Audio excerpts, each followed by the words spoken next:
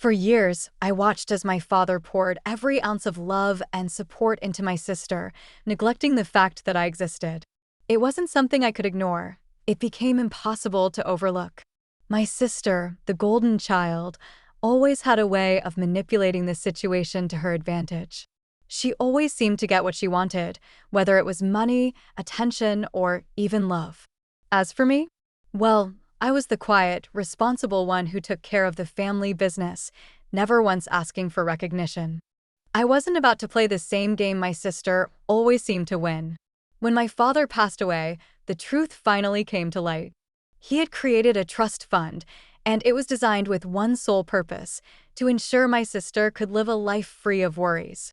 The sum was vast, more than enough for her to live comfortably and never work another day in her life.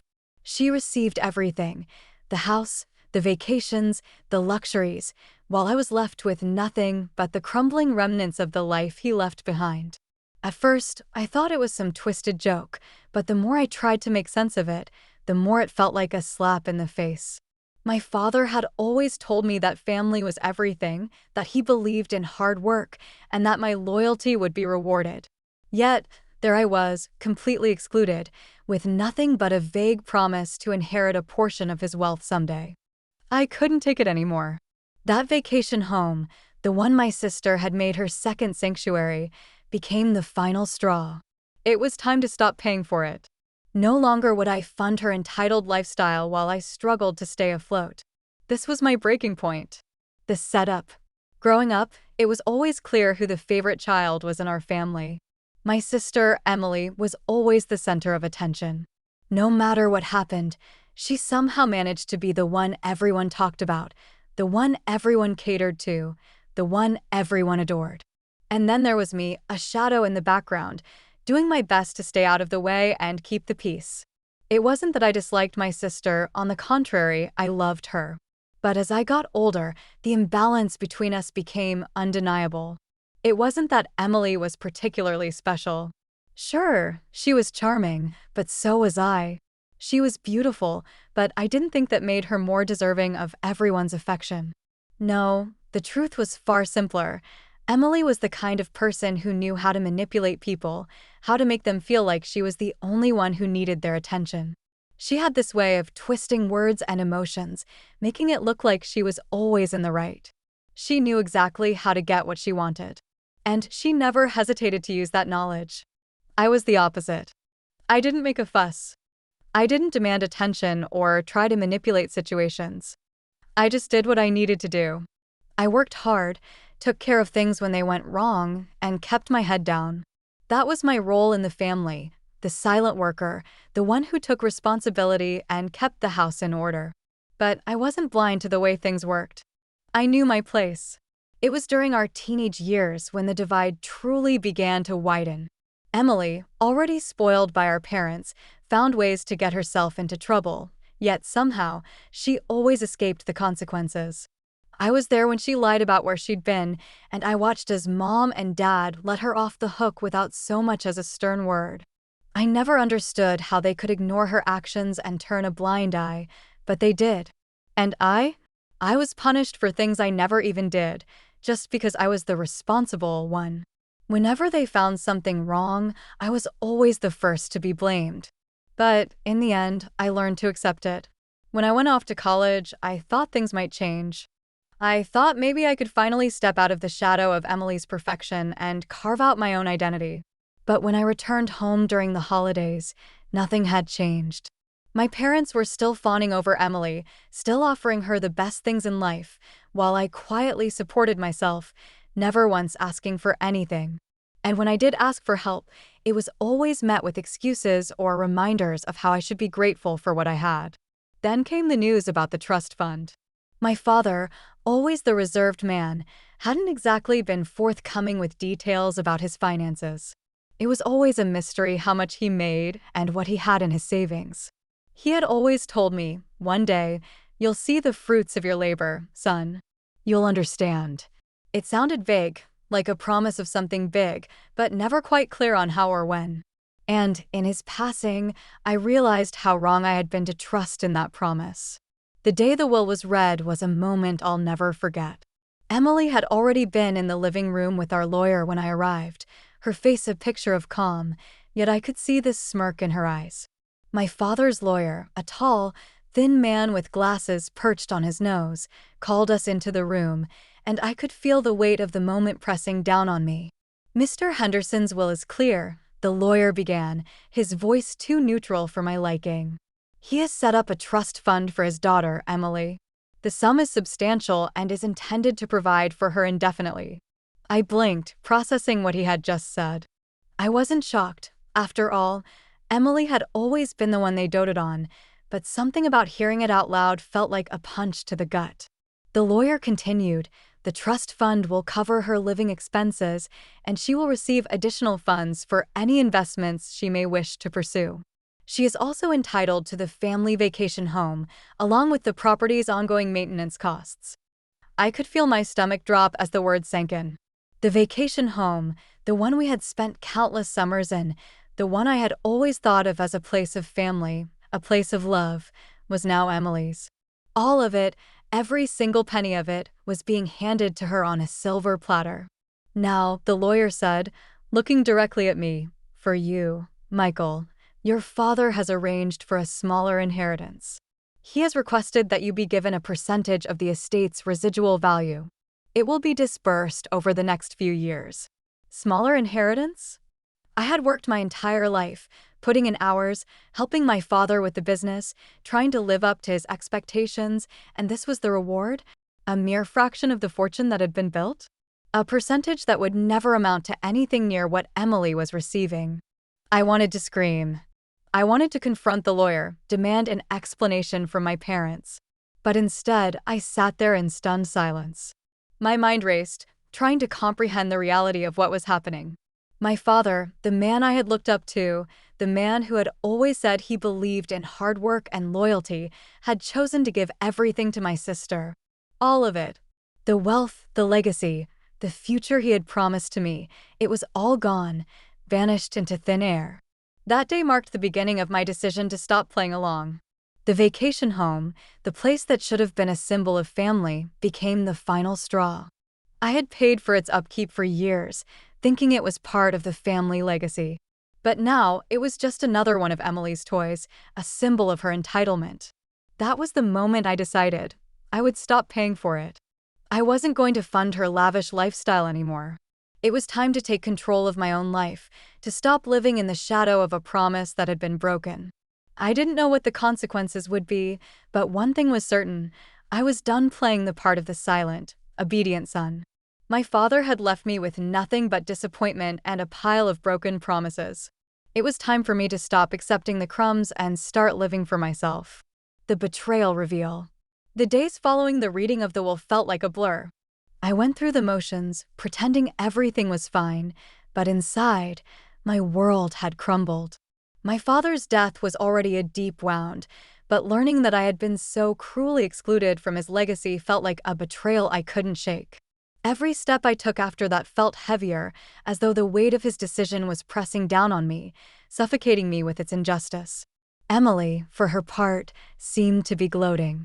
She kept talking about her new trust fund, how the vacation home would be hers to do with as she pleased, and how she was thinking of expanding the property.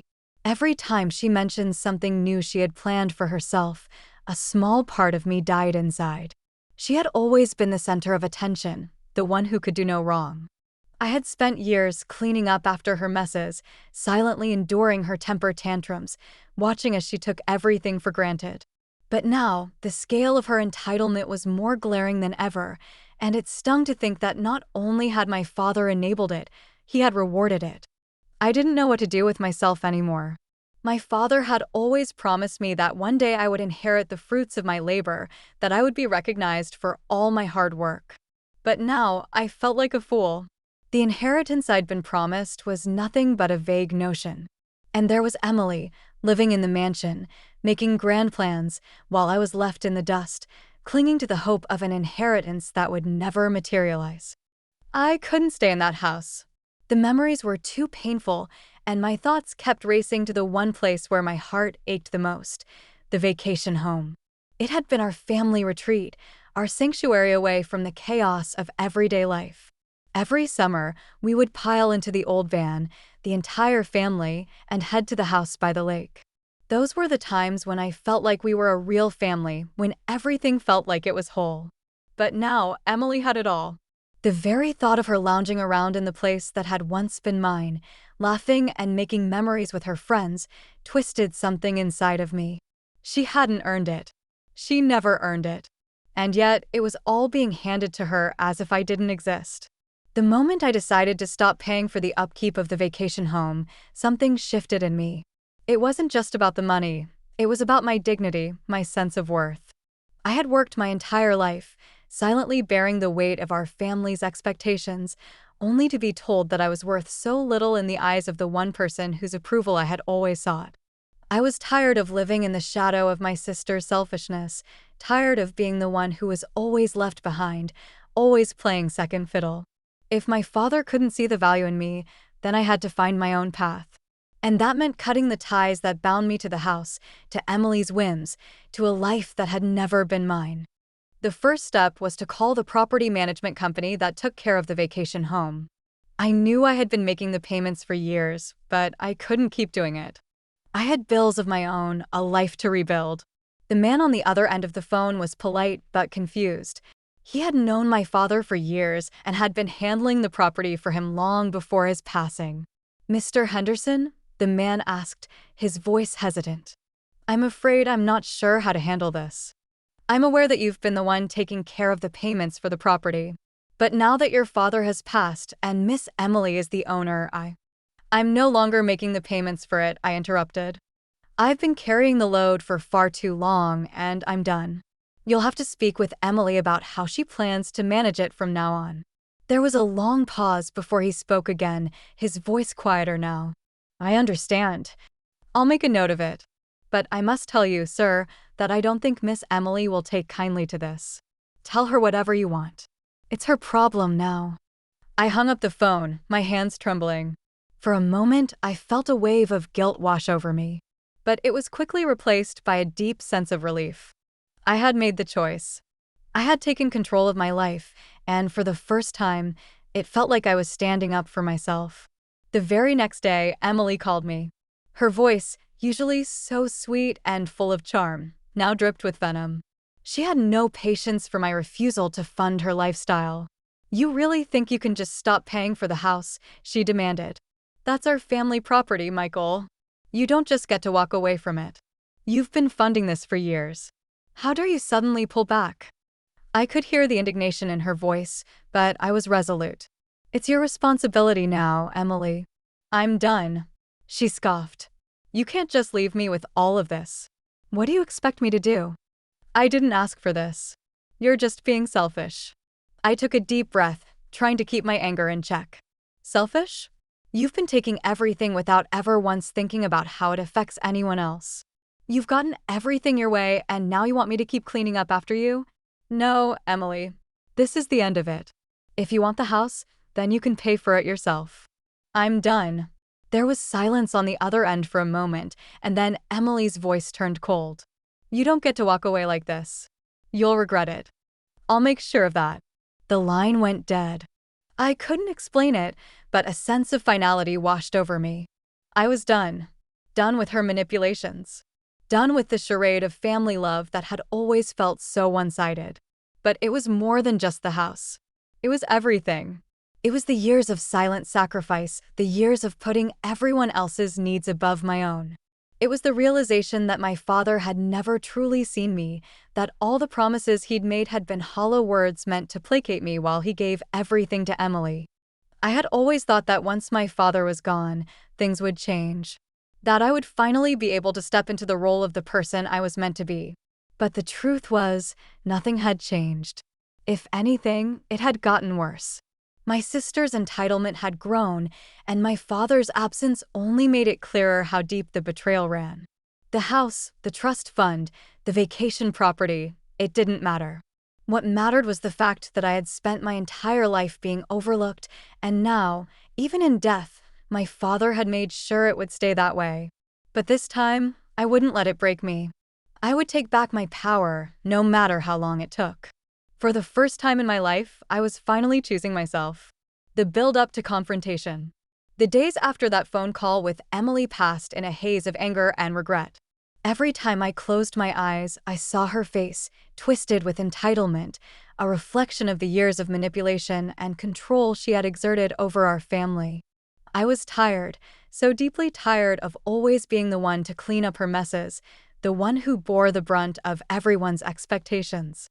I had spent my life playing the role of the responsible one, the quiet son who did what was expected, never asking for anything in return. But now, I realized how much I had been taken for granted, how much of my life I had wasted on a system that didn't care about me. Emily's cold words echoed in my mind, her threats lingering in the air. "You'll regret it. I'll make sure of that." I knew she wouldn't back down easily. Emily had never been the type to let anything slip through her fingers, especially not something as valuable as the vacation home. And now that she had it, she would do whatever it took to maintain control. I spent the next few days locked in a mental tug-of-war. Part of me wanted to call her back, apologize, smooth things over, and let her have her way. But that part of me was shrinking, fading into the background. The stronger part of me, the one that had been buried for years, was growing louder, more insistent. I had to stand my ground. I had to fight for what was mine. This wasn't just about money or property, it was about my self-respect, my dignity. It was about not allowing her to walk all over me anymore. I decided to go back to the vacation home. I had been there countless times over the years, and the place held so many memories, both good and bad. It was the one place where I felt like I had a real connection to my father, where everything had once seemed normal. But now it felt like a prison. I knew it wasn't mine anymore, but I had to see it for myself, to confront the reality of what had been taken from me. The drive out to the house was long, but my mind raced the entire way.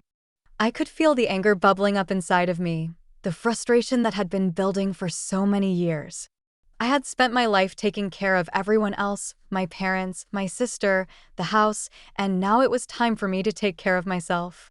I didn't know what I was going to do once I arrived, but I knew one thing for sure. This wasn't just about stopping payments or walking away. This was about showing Emily that I wasn't going to be her pawn any longer. When I pulled into the driveway, the house looked exactly the same as it had all those years ago. The porch lights were on, casting a warm glow on the steps leading up to the front door. I could almost hear the sounds of laughter in the air, the voices of our family as we gathered together for those summer nights by the fire pit. But that was all gone now. The house that had once felt like home now seemed cold, distant, and alien. I walked up to the door, my footsteps echoing on the wooden floorboards as I entered the house. The smell of the place, familiar yet different, filled my nose. It was as if the walls themselves held the memories of everything that had transpired here. I moved through the room slowly, almost methodically, as if I were a stranger in my own home. I couldn't help but feel a sense of loss, of betrayal, that it had all come to this. But I had to stay focused. Emily had taken this from me, and she wasn't going to get away with it. Not anymore. The living room was empty, but the fire in the hearth crackled softly, casting flickering shadows across the walls. I couldn't help but remember the nights when we'd all sit around here, laughing, talking, and enjoying each other's company. It seemed so long ago, like a lifetime had passed. But now, all of those memories were tainted by the realization that my father's love had never been as unconditional as I had once believed. The trust fund, the vacation home, it had all been part of the plan, part of a game I had never been able to win. I moved toward the kitchen, hoping to find some sense of normalcy in the place where my father had always spent so much of his time. But even the kitchen felt different now. The cabinets, the countertops, the chairs, they all seemed to mock me, reminding me of the years I had spent trying to please my parents, trying to gain their approval. My father had always been distant, always focused on the business, but I had believed that one day, when everything settled, he would see me for who I really was. But now, I could see the truth. My father had never really seen me. He had only seen what he wanted to see, his perfect daughter, Emily, the one who could do no wrong. I turned away from the kitchen, my mind spinning with thoughts of the betrayal that had been simmering for years. The more I thought about it, the more it all seemed so clear. My father had always been so proud of Emily, so quick to forgive her mistakes, so willing to give her everything she wanted. And I had stood by, silently accepting the scraps he left behind, convinced that my loyalty would be rewarded. But it never was. My father had chosen Emily, and now I was paying the price for it. The silence of the house was deafening as I stood there, in the center of it all.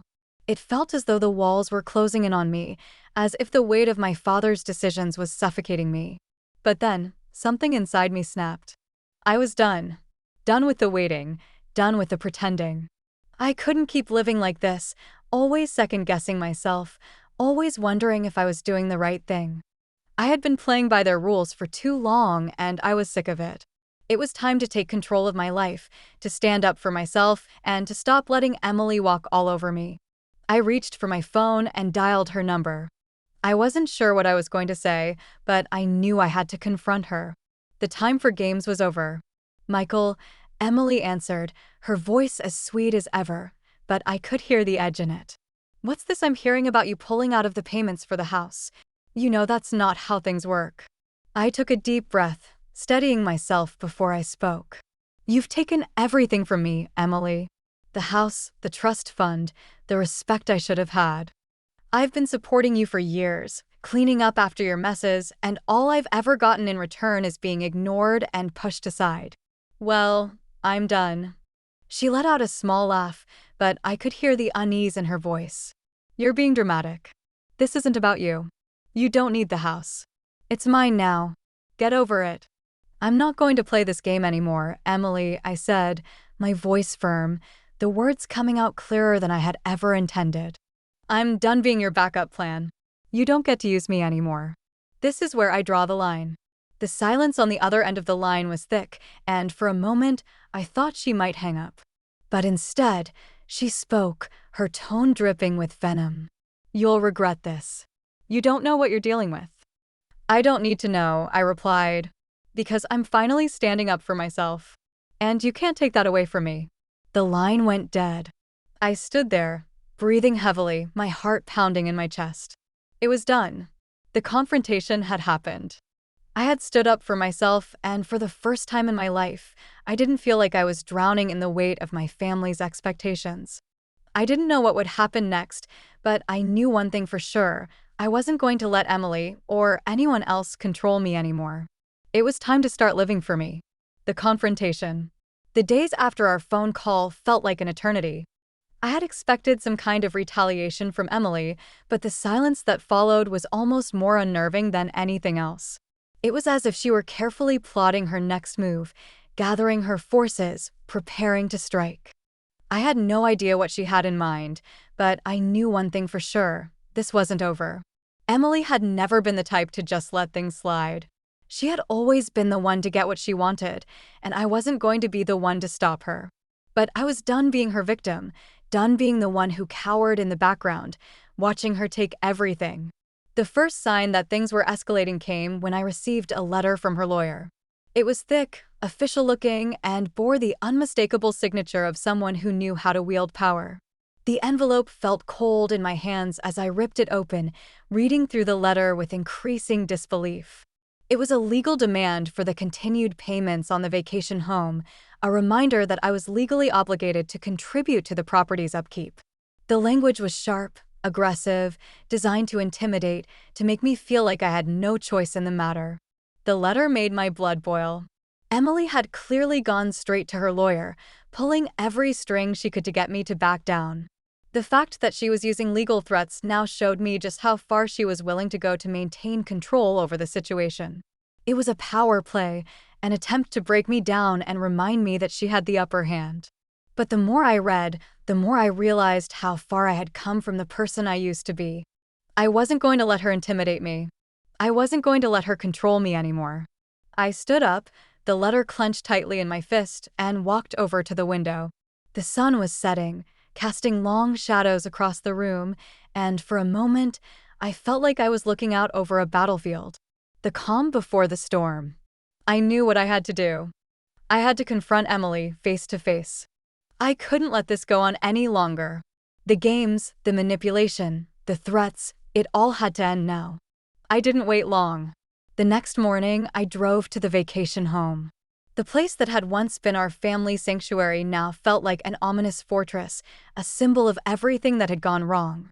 As I pulled into the driveway, I saw Emily's car parked in front, and a knot of tension tightened in my chest. This was it. The confrontation I had been dreading was finally here. But I wasn't afraid anymore. This time, I was the one in control. I walked up to the front door and knocked, my heart pounding in my chest. Emily opened the door almost immediately, her expression neutral, but I could see the flicker of surprise in her eyes when she saw me standing there. She hadn't expected me to show up in person, and that alone gave me a small sense of satisfaction. I wasn't playing by her rules anymore. I was doing things my way. "Michael," she said coolly, stepping aside to let me in. "I didn't think you'd come.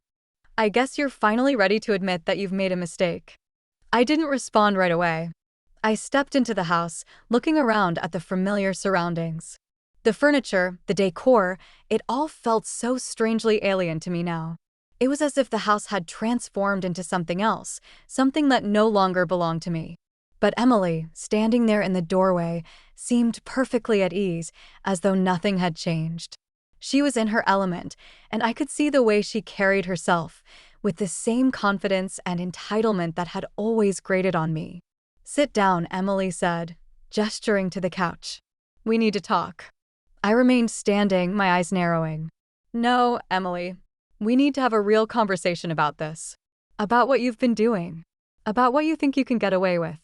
Her smile faltered slightly, but she quickly recovered, her voice smooth. "What are you talking about? I haven't done anything wrong. I'm just taking what's mine. You should be thanking me for not making this more difficult for you." I took a step closer, my frustration building with every word she spoke. "What's yours?" I demanded. "This was supposed to be our home, Emily. You know that. Our family retreat. But you don't see it that way, do you?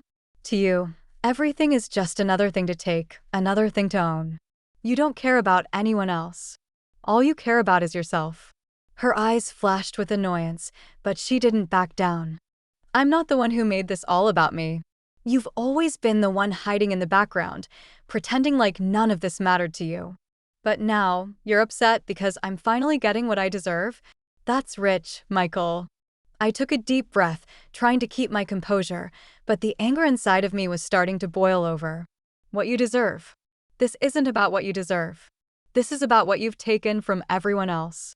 This house, this property, it was never just yours. It was supposed to be a place for the family. But instead, it's just another asset for you to hoard. And now you've convinced yourself that you have the right to everything. But you don't. You never have." She crossed her arms, her gaze hardening. "So, what do you want from me, Michael? You want me to hand over the house? You want me to give up my trust fund? Is that it? Because you're not getting it. I'm not going to let you ruin everything I've worked for." I stepped closer, my voice low and steady. "You haven't worked for anything, Emily. You've spent your whole life taking.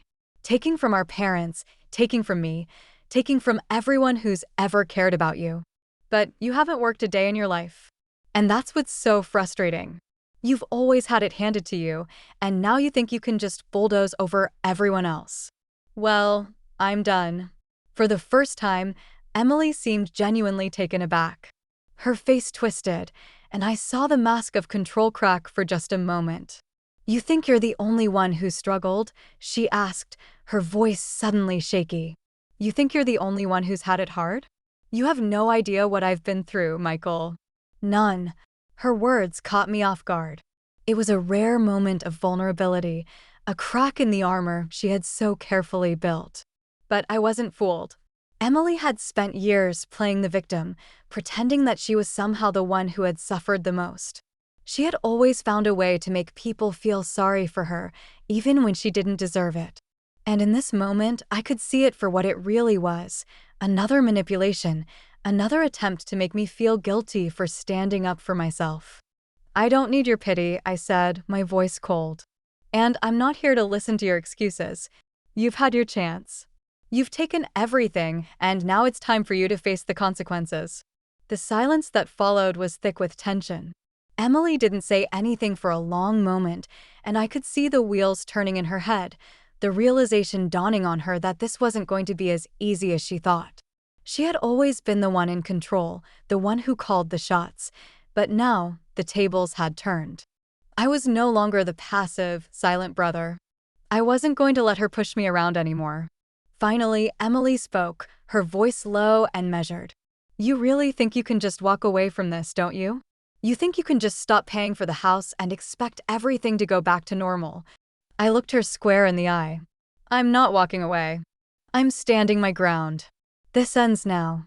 The words hung in the air between us, heavy with the weight of everything that had led up to this moment. I had never felt so sure of anything in my life. For once, I wasn't afraid of her. For once, I wasn't backing down. And then, Emily did something I hadn't expected.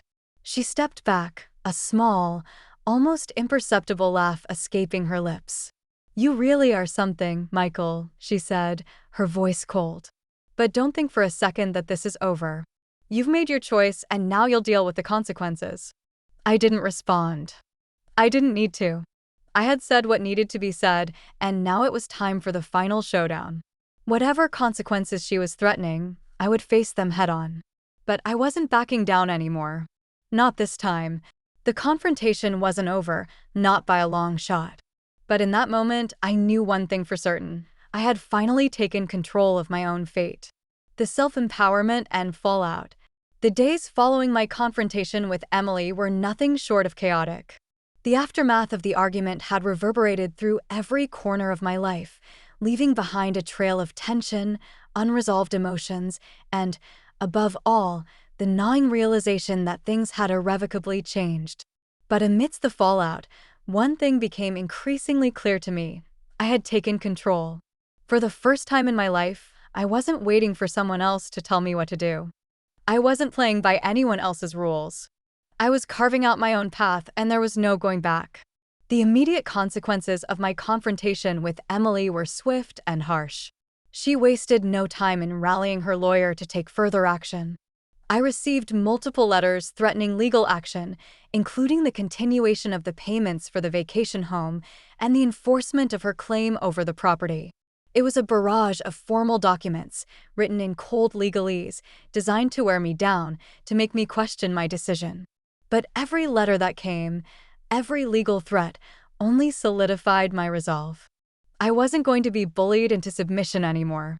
I had made the choice to stop supporting her, to stop playing the role of the obedient son who kept everything together while she reaped the benefits of our family's wealth. I knew that Emily would never let go of something she felt entitled to, but I also knew that I had to stand my ground, no matter how difficult it was. The constant pressure from her and her lawyer weighed on me, but it wasn't the first time I'd dealt with adversity. If anything, it only made me stronger. It was a reminder that I wasn't the weak, passive person I had once been. The hardest part of the entire situation was not the legal battles, not the phone calls or the threats. It was dealing with the fallout in my personal life. My parents' absence had always been a painful void, but after their passing, the reality of their absence hit me harder than I had anticipated. There was no one to turn to for support, no one to confide in when the pressure got too overwhelming. And as the fallout from my stand against Emily deepened, I realized that the family I had once relied on was now fragmented, irreparably torn apart by years of neglect, favoritism, and unspoken resentment. There were moments when I felt the weight of my isolation more than others. I found myself standing in the middle of my apartment, staring out the window, unsure of what to do next. The walls felt suffocating, and the silence seemed deafening. It was as though everything I had once known had been dismantled, leaving behind a hollow shell. But then, in those quiet moments, I reminded myself of why I had made this choice. I had chosen to stop being a pawn in someone else's game. I had chosen to stop being invisible, to stop sacrificing my happiness and well-being for a family that didn't see me for who I truly was. That alone was worth the turmoil I was facing now. The first few weeks were the hardest. The constant barrage of legal letters, the phone calls from Emily's lawyer, the pressure to back down, to give in, it all took a toll.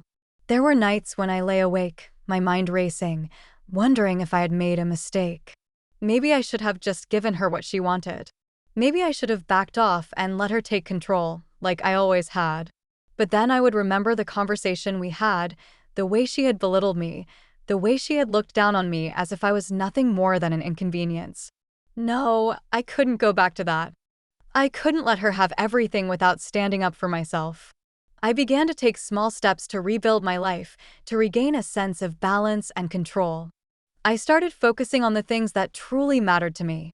I reconnected with old friends, people I had lost touch with over the years because I had been so consumed by the chaos of my family's dysfunction.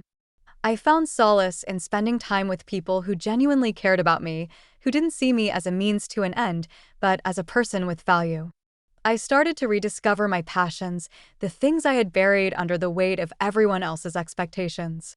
I took long walks, wrote in a journal, and even began working on a project that had always been a dream of mine, starting a small business. Each small victory, each new step forward, made me feel more like myself. It was as if I was slowly but surely putting together the pieces of my life, one at a time. I wasn't the person I had been before, and I wasn't going to be. I had finally found my voice, and with that came a newfound sense of strength, a realization that I didn't need anyone's approval to be happy, to be successful. The world didn't owe me anything, but I owed it to myself to live my life on my terms. But even as I began to rebuild, the fallout from my confrontation with Emily continued to loom over me. She wasn't giving up. The letters kept coming, each one more aggressive than the last. There were threats of lawsuits, demands for money, and even attempts to manipulate the situation by turning my family members against me. She reached out to distant relatives, painting me as the villain, as the one who had betrayed the family.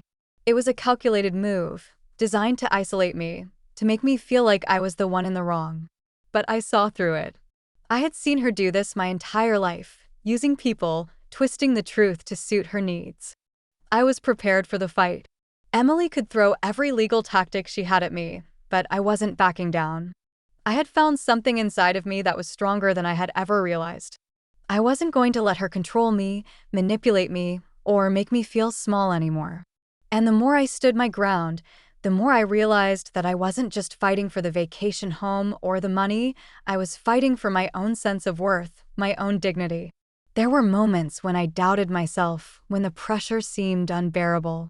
But I reminded myself of everything I had endured, everything I had sacrificed. I had spent years trying to earn my family's love and approval, trying to fit into a mold that wasn't mine. And now, I was finally free of it. I didn't need their validation. I didn't need anyone to tell me that I was worthy. I had proven that to myself.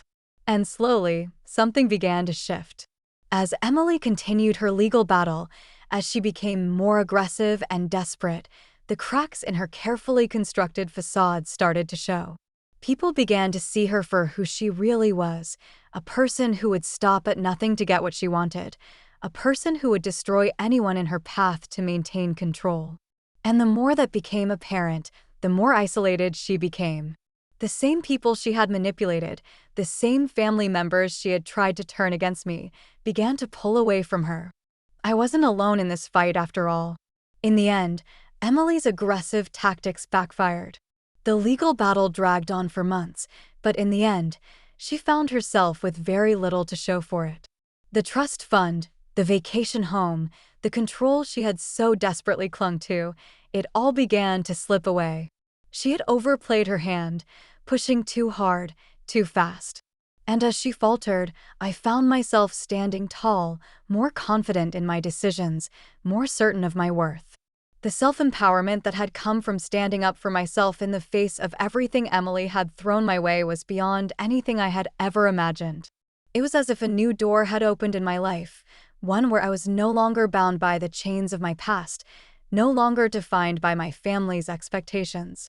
I had fought for my happiness, for my freedom, and in the end, I had found both. The fallout had been intense, but the strength I had gained from it was immeasurable. And as I moved forward, I knew that no matter what challenges lay ahead, I would face them on my own terms, with my head held high. The resolution. The days after the dust had settled felt oddly quiet. The legal battles had faded, The threats from Emily had dwindled, and the relentless pressure that had once weighed on me had finally lifted. It wasn't that everything was perfect, far from it. There was still a lingering ache from the years I had spent trying to earn my place, from the fractured relationship with my family, from the broken promises and the betrayals. But I had come out of the storm stronger, more confident, and more certain of who I was. The choice I had made to stand up for myself had been painful, and the fallout had been messy, but it had led me to a place of clarity. And for the first time in a long time, I could breathe. I knew the fight wasn't over.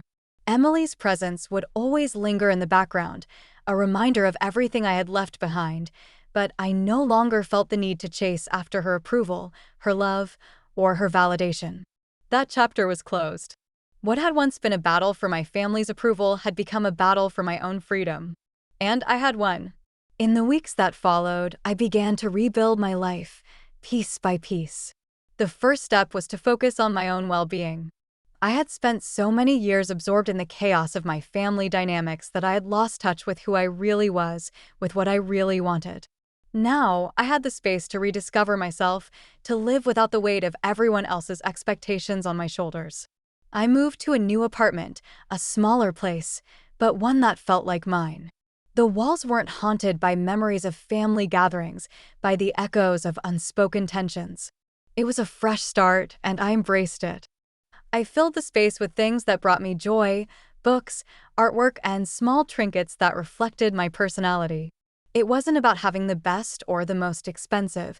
It was about creating an environment where I could truly feel at peace, where I could focus on the things that mattered to me. I also started pursuing things I had put off for years.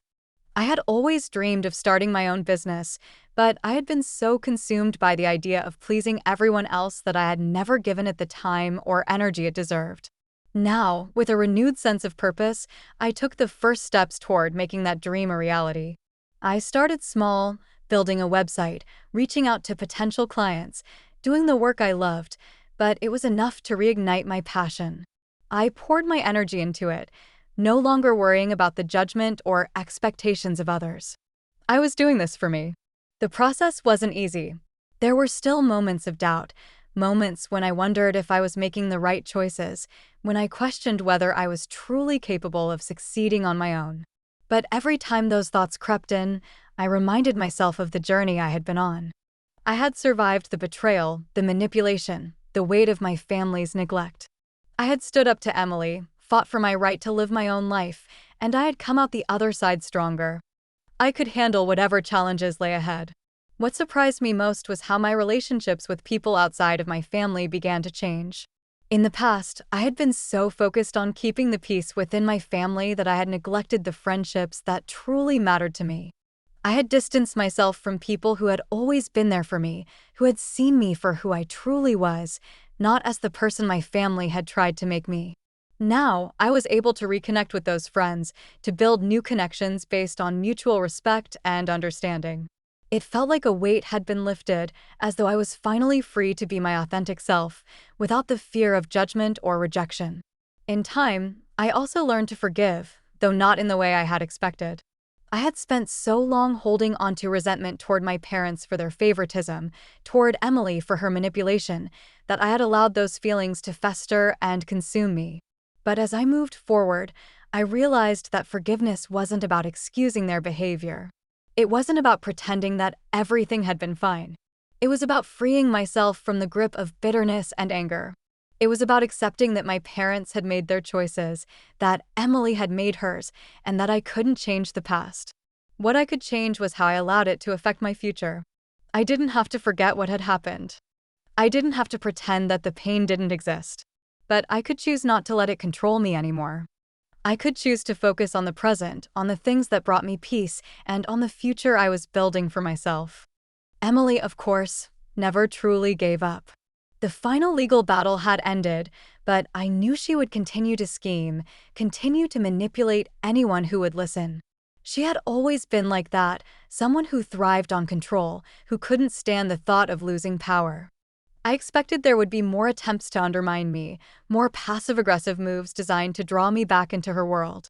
But I wasn't the same person I had been before. I had built the boundaries I needed, and I wasn't going to let her or anyone else cross them. And when the inevitable happened, when Emily reached out again, trying to reestablish some form of control, I was ready. The phone call came one afternoon, the number flashing on my screen. I hesitated for a moment, then answered. Michael, her voice was as smooth and calculating as ever, but there was an edge to it now, a hint of desperation. I've been thinking about everything. Maybe we could talk about this? About the house? About what's really best for everyone. I could hear the manipulation in her words, the same tactics she had used for years to guilt me into submission. But I wasn't going to fall for it. Not anymore. Emily, I said, my voice calm and steady. I've made my decision. I'm not going to keep playing this game with you. We're not going to reconcile the way you want. I've moved on. There was a long pause on the other end of the line. I could hear her breathing, feel her frustration building. But I didn't flinch. I wasn't afraid of her anymore. I see, she said, her voice tight. Well, don't expect me to forget this. I'm not asking you to, I replied. But I'm not going to let you control me any longer. The line went dead. And that was the last time I heard from her. In the months that followed, I continued to build my life, focusing on the things that truly mattered. My business grew, my friendships flourished, and I began to find a sense of peace I had never known before. The pain of the past still lingered, but it no longer defined me. I had taken back my life, my power, and I was moving forward. The resolution wasn't about closing a chapter, it was about opening a new one. A chapter where I was no longer the invisible son, the one who always took a back seat to his sister's whims. I was finally living for myself, and in doing so, I had found a sense of peace that I had always been searching for. The story wasn't over, but it had taken a turn I never could have imagined. And for the first time in my life, I was okay with that. Because the future was mine to shape. And I was going to make it count.